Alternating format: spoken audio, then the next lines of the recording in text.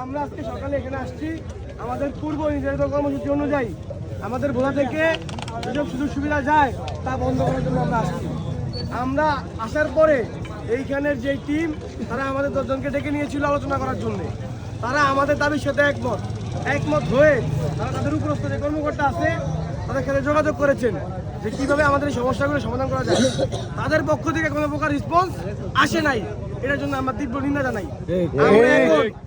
আমরা এখন যেহেতু আমাদের কথা চিন্তা ভাবনা করা হয় নাই, সেই জায়গা থেকে আমরা যারা ভিতরে আছেন তাদেরকে সহ এই যে অফিস মেগাওয়াট 225 মেগাওয়াটের যে বিদ্যুৎ কেন্দ্র এটাকে আমরা তালাবদ্ধ করে দেব। এবং শুধু তালাবদ্ধ করবো না, আমরা এদেরকে তদারকি করবো যাতে না বের হতে পারে।